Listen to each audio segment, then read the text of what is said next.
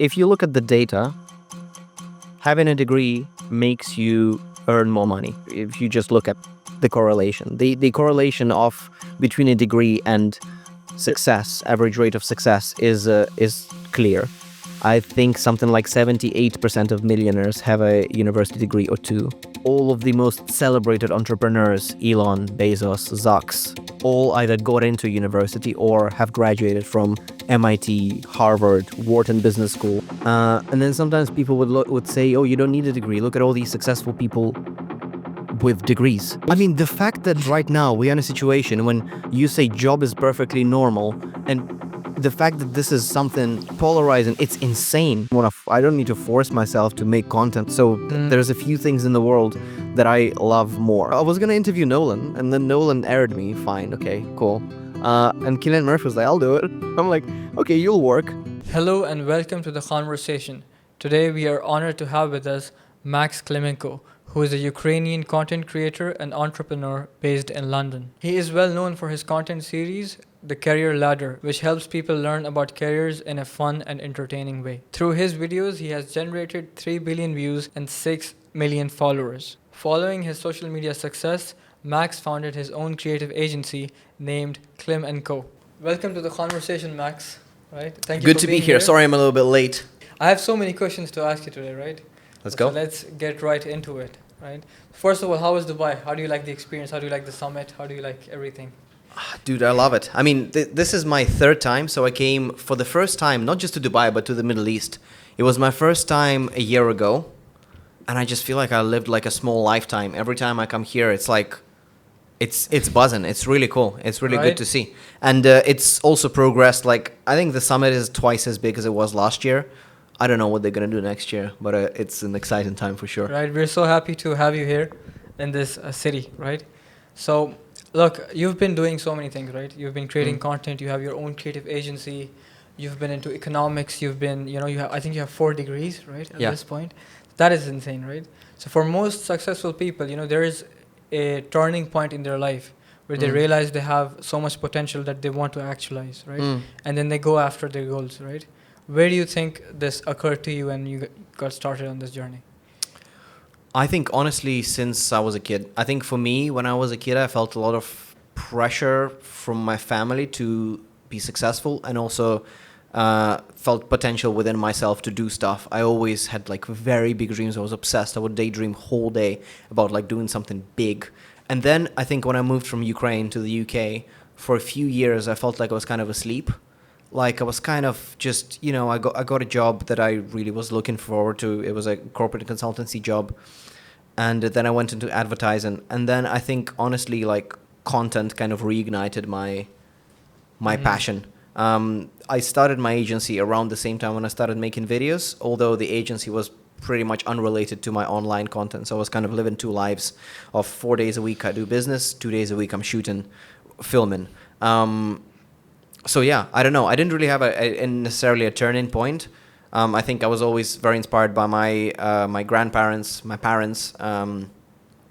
So yeah.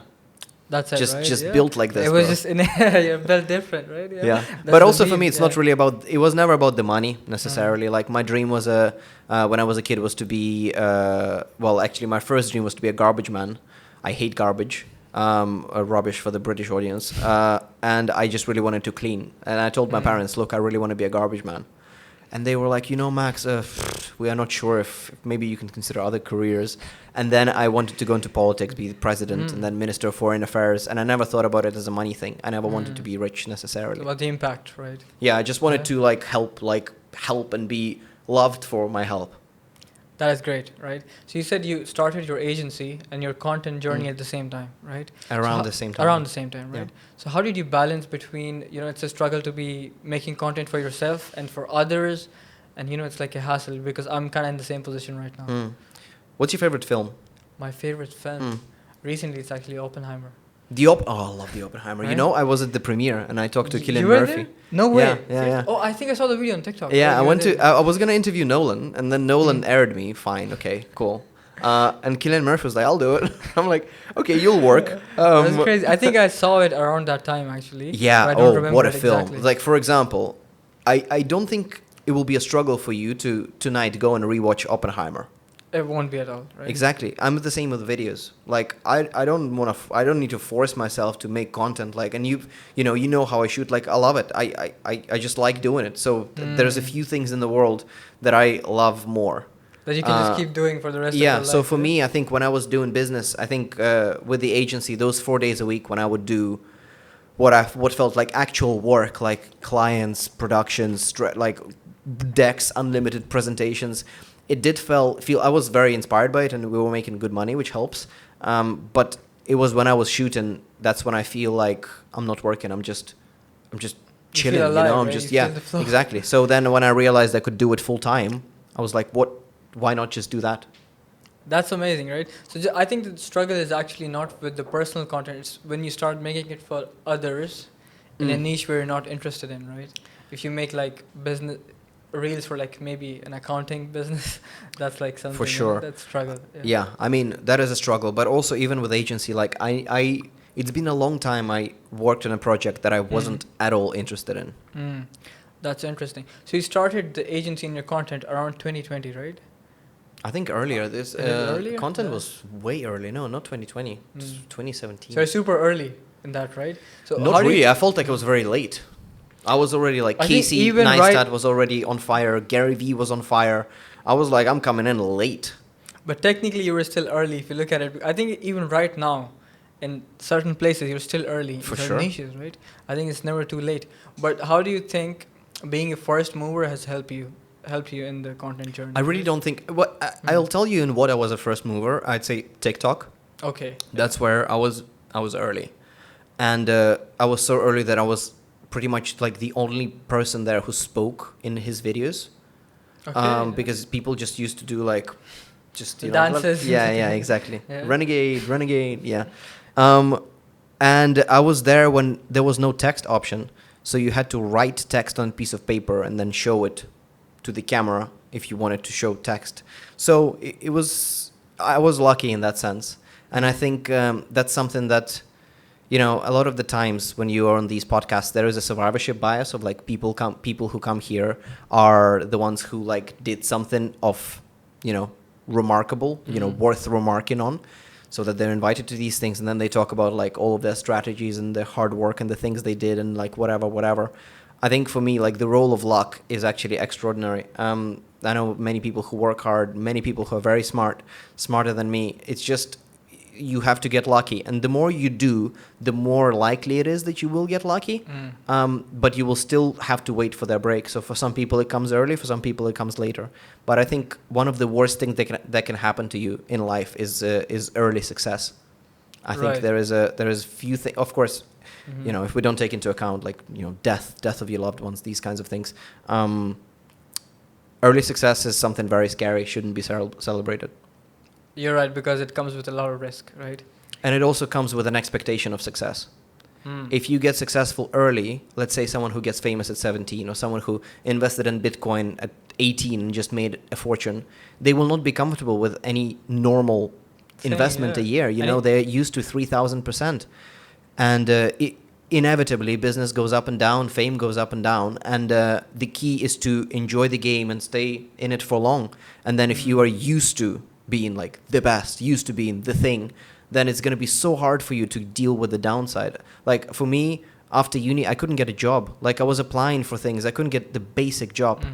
I couldn't do well in interviews. I couldn't do well in job applications. So I just struggled. And like, I know what it's like. And I used to sell tennis rackets for a living, and I was perfectly happy. So for me, I know I lose, you know, whatever the level of microfame I have, and I lose whatever the money I have.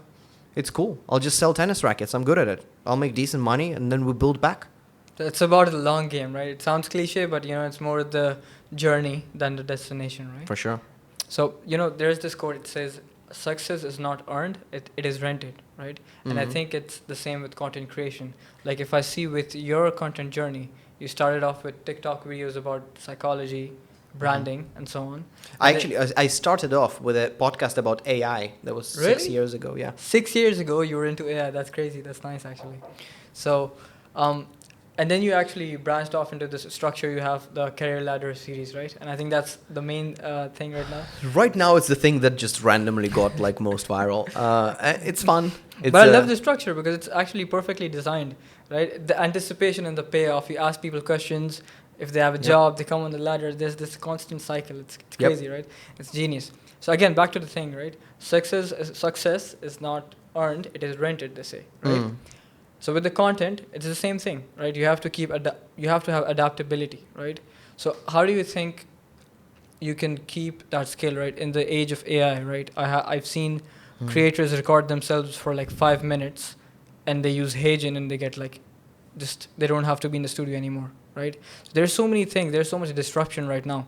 What advice can you have for any new creators here who are kind of lost and they don't know where to go exactly? I think now is as good a time as ever to start making content. I don't think it's saturated. I don't think AI is going to take anything away from it. I think maybe one thing is, the more original you are, the easier it's going to be in the age of AI. And I think that kind of applies to any job, really. Surely maybe AI can do what you do, but also it's about people. Like when you think about reaching people and also reaching the decision makers to, like if we talk about sponsorship deals or, releasing products or stuff like this, people still want to work with people. Like no one really wants to work with computers only. Maybe for small businesses, you can achieve results with it. I think as far as content creation, AI is a useful tool. I don't know if it makes the content better. Like I don't know if it's making it better. It's definitely easier to make polished, beautiful piece of content. It's easier to find footage for things. It's easier to edit well. But I don't know if you ask me about the content creation scene today versus 10 years ago. I think 10 years ago was better. Really? I don't know. I remember YouTube 10 years ago, online world 10 years ago. It was more authentic for sure. It was That's hype. one thing Yeah, I it was can pretty see. hype. 14, 16, 17, 18. There's a lot. Casey, Prime Yeah. Casey Neistat.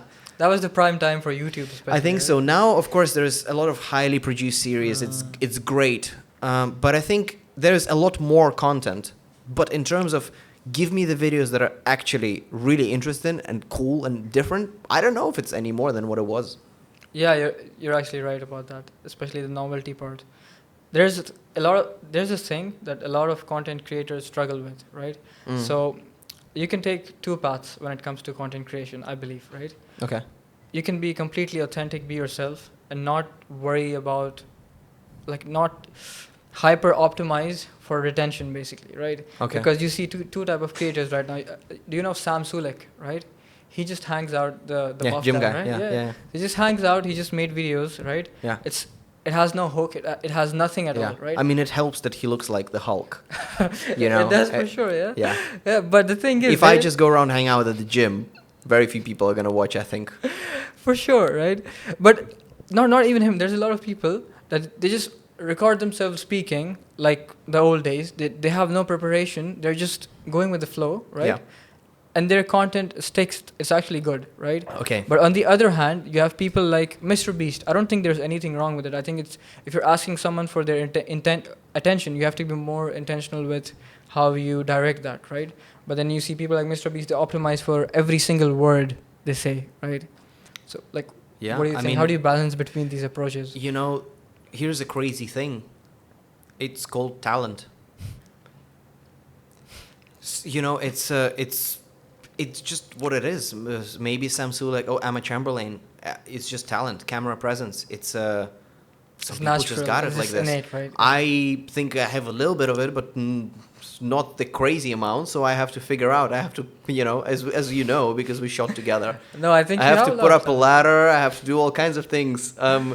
Maybe some people would watch it just for me, but I don't know what that number is. I think some people I think in general, content creation, like there are creators who are personality driven, and there are creators who are idea driven.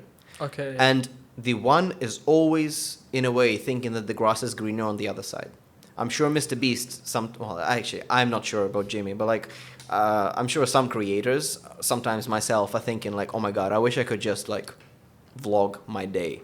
Like I wake up, I make eggs, I go to the gym, I come back home. boom, And I get a views. million views, right? Whereas for me, I'm like, I'm gonna go to every single Olympic house in Paris, and and it's a long time. It takes me a long time. I enjoy it, but I'm like, I wish I could just chill a little bit. I think just the target audience for this type of content is different. Like if you look at Yeah. Sam and Emma Chamberlain, it's more like people are looking for someone they can watch their eating. People are They feel looking the for connection. relatability and vibes, whereas with me, people are looking to learn something and also to have novelty, fun while right? doing it, Yeah. and novelty, exactly. But I think I'd rather be an idea-based creator, Yeah.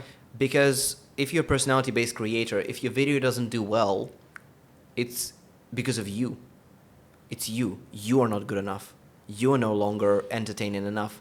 Whereas if you are idea-based, it can be the idea. And you not can good. adapt It's with the the packaging ideas, that's not right? good. Yeah. But I think if you are personality-based for your emotional health, that is very tough. It's like, I think, for example, a lot of people want to be travel content creators. Like, to me, this is some of the most insane content creation field. It seems fun. I think I've never encountered a job that has such a huge discrepancy between what it seems like from the outside and what it actually is like Yeah. for the travel creator. I promise you, it's not what it looks like. These people are very stressed. They're in negative mindset a lot. Oh yeah. Well, Really, I think it's you stressful. just I think you you're just moving gotta pick around, your yeah. poison a little bit. Just pick the one that is that you can maintain. And that you feel a more natural inclination towards as well, right? That's the thing. So you have a creative company, right? And Creative agency. you Yeah. have employees, right?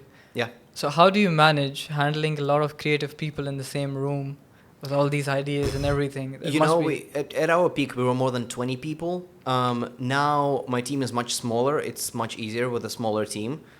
Before I just had to put an intermediary between me. There was a general manager who would help me to run a team. I think in my leadership / management style, I tend to really like over-index on relationships between me and the team. I really want to maintain. I want to know what's happening in your life. Like, what are you feeling? And it's taxing. And it's especially taxing with creative people. And I think some people don't get that what they're looking for is not necessarily just money. Like, I think when I worked at in corporate or in advertising, a lot of people are looking for money. That's what they want. Creative people, some of them, it's not enough. It's not enough for them to make good living. They need to make something that they are proud of. They need to enjoy like it's a lot. But I don't know. I think with my team we managed to, with some of them we've been working for years now. So. And Right, it's it's the going connection well. and the trust. Of course, there's ups and downs. You need to figure things out. But I think overall we're gravy. That's interesting. So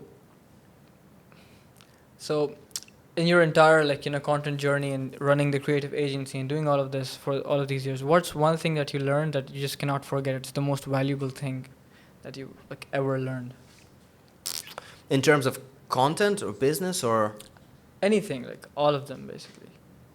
What's something that stood out the most?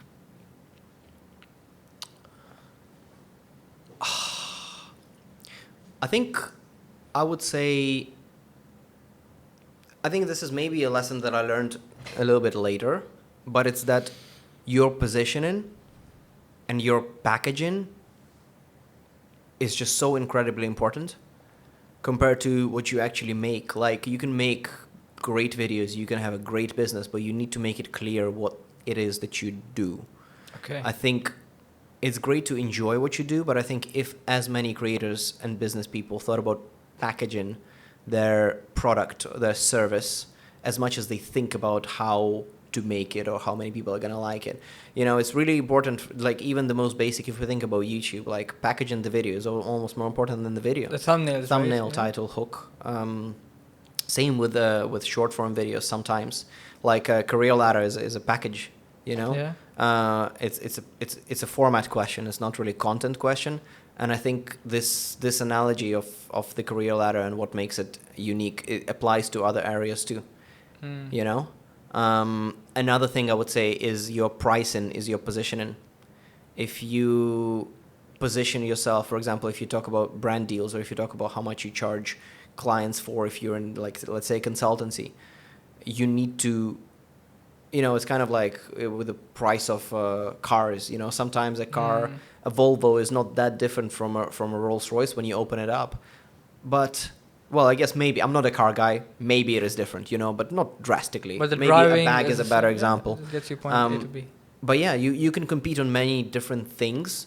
But I think you just have to make sure that once you communicate the price, it communicates something about your position in the market, and you just have to think about it, especially as a creator. I think for me, I would either do things for a good fee or for free. Like, I think there is nothing wrong doing things for free. Like, and I think that's better than doing things for cheap.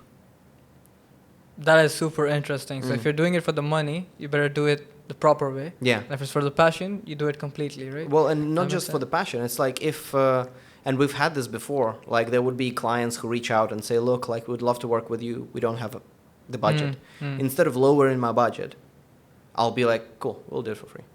That is insane, actually. Because then being able to do it for free also communicates your high value. It's not the same as doing it for cheap. For free is something that is quite high status if you think about it. Yes, it is. So yeah. That's interesting.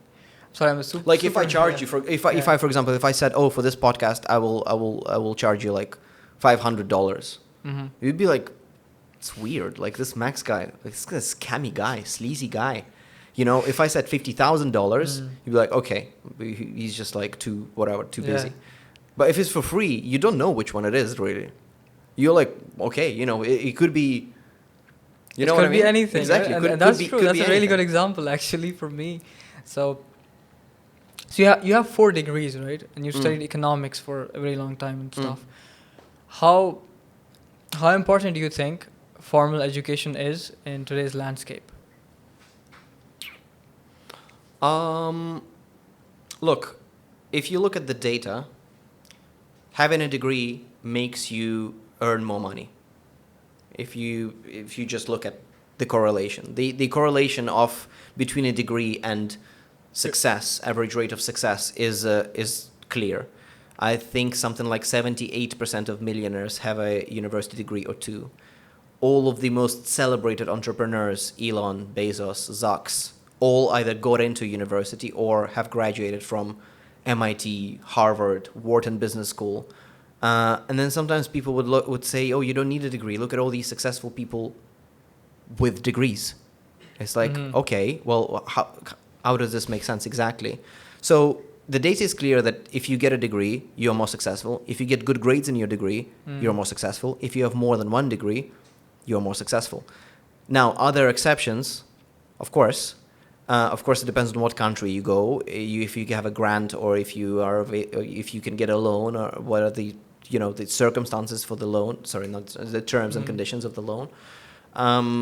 But I think an average person probably would benefit them to get a university degree. And I think a lot of people, they just look at the exception, right? They look at a few billionaires. Well, if you go get a degree, you will understand that the exception is not the rule, and there is such thing as correlation.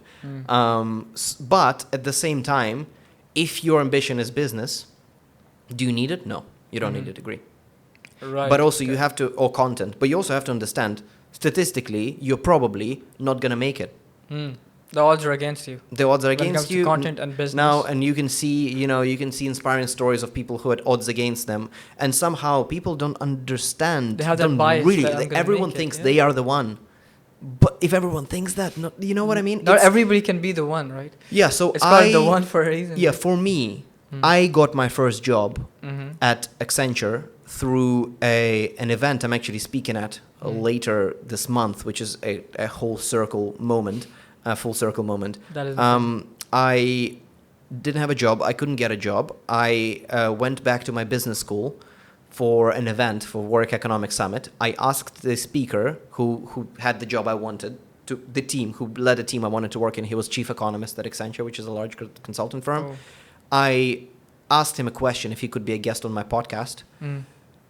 He said yes, but I didn't have a podcast. So I went and started a podcast, did basic branding stuff. It was called Max Talks AI. I got him on as my first guest, and I asked him for a job, and then I went through the the interview process, and then I got a job. And then I was in Accenture, and then Accenture acquired Droga 5, that is an ad agency. This inspired me to start my own advertising agency, which I did start then, using some of my network and some of my connections I built at university and at my job. And then I went into content. So I don't know. For me, it was very beneficial. And going to London School of Economics, where I think it's the best university in the UK right now. We just overtook Oxford and Cambridge, which is good. Which as we should, where you go in there and you look at the list of Nobel Prize laureates and you see how many of them went to LSE, like Kennedy and Darwin and all these people, and you're like, wow, it's different from dropping out from Harvard like Zuckerberg is not the same as not going to some like random community college. Like these are not the same stories, If you take a sabbatical from Harvard, it's a whole different situation. He got into Harvard in the first place, and right? people look at some life paths and they try to copy it, but they're not the same at all. And even if your aim is to be a business owner or like a content creator, it's okay to take the traditional path first and then make your own way like you did, right? And carve your own path. I think so. Also, if you're this good, I mean, it depends on, for example, in the US, the price for universities is insane. The loan conditions are insane. I can see the argument that like maybe it's not the best thing. I can see it. But in some other countries, like what about the UAE? What are the terms to go to university? Yeah. Is it paid or free? It's paid, right? Is it expensive? It's expensive as well, okay, right? I see. It's paid. Well, in some countries, like in France, for example. Yeah. But it's free for all Emiratis, right? Okay. Yeah. So if you're take if you're advantage of resident this. here, I you think don't also have for an most excuse. people, like I was a mess before I went to law school. Really? Law school taught me how to speak, how to write, how to think. I don't know where am I gonna I go and just go and sell cars. Okay. Do we really need more salespeople who sell cars and are we have so many people like that. I don't know. I think I don't know. It's for me, it worked out well.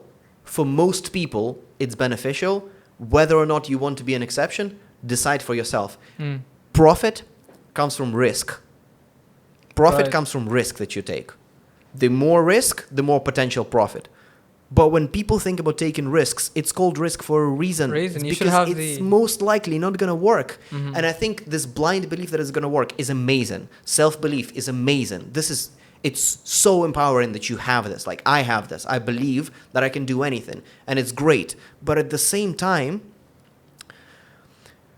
I know that maybe it's not going to be the case in my situation. Like maybe I will never get to what I want to be. And then if I went for this and somehow lost and I don't have anything else, I don't know. It's just, I really wanted actually to start a show about business failures.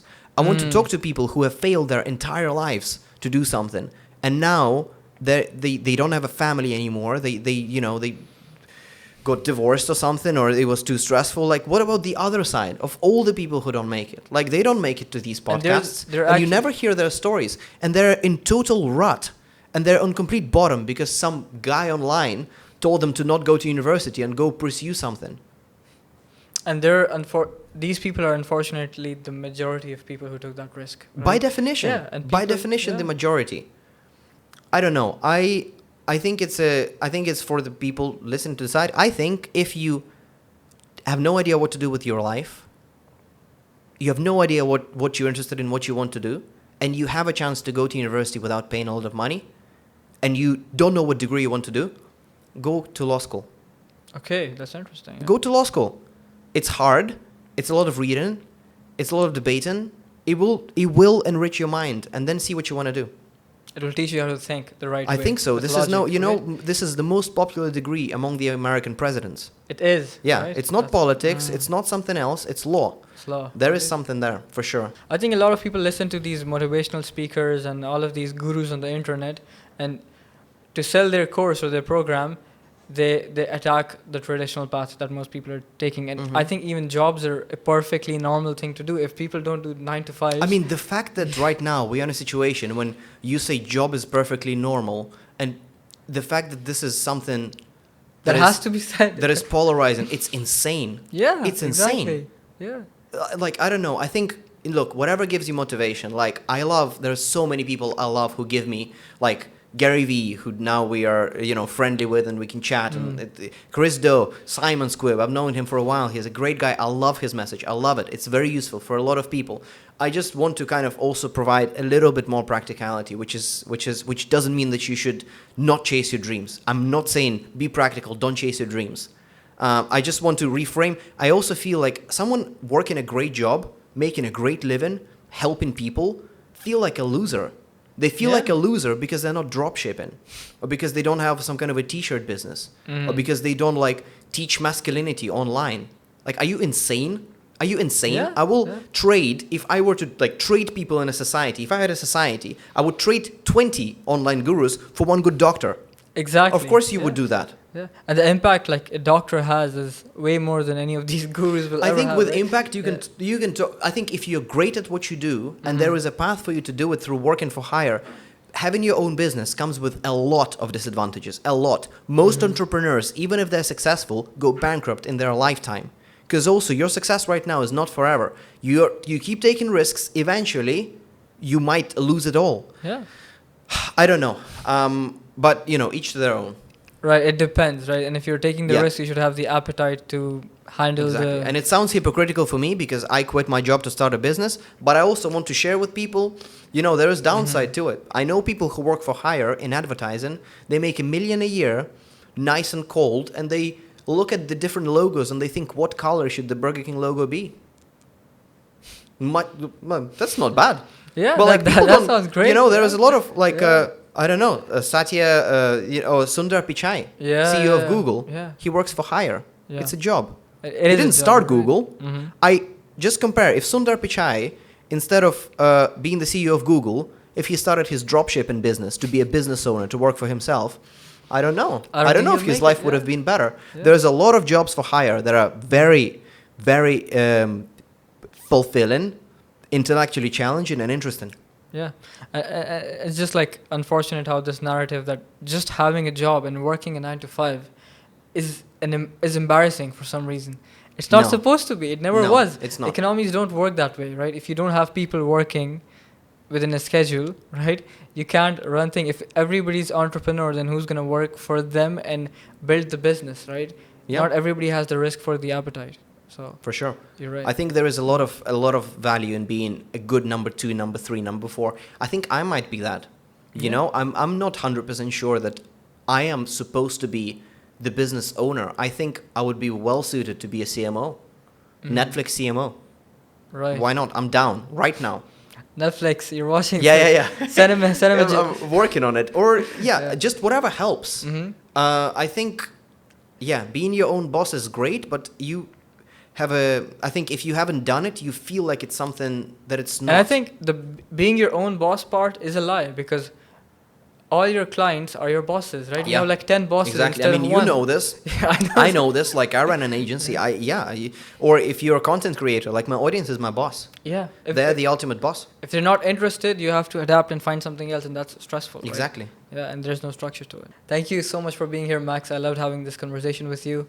I'm hoping we can do more soon. Conversation. The conversation. The name. The reason why I'm here is because of the name. That's really? one thing I noticed. Yeah. Right. It took me a while to come up with. My brother loves it. So he's my brother, right? And he's the co-host as well. I love, right? I'm upset. As you can know from my agency, Klym&Co, the career ladder. That is genius. I noticed. I wanted to bring that up. I love naming. Right? As much as I think that the name doesn't matter at all, which is true, because Google, Amazon, what the hell are those names? Apple, what is this? At the same time, I love a smart name. I saw your company name. It's crazy. Like, it's Klym and Company, right? Yeah, but it's actually pronounced Klymenko. That's genius. Right? That's how you do it, bro. Right? Thank you for being awesome. here. Pleasure.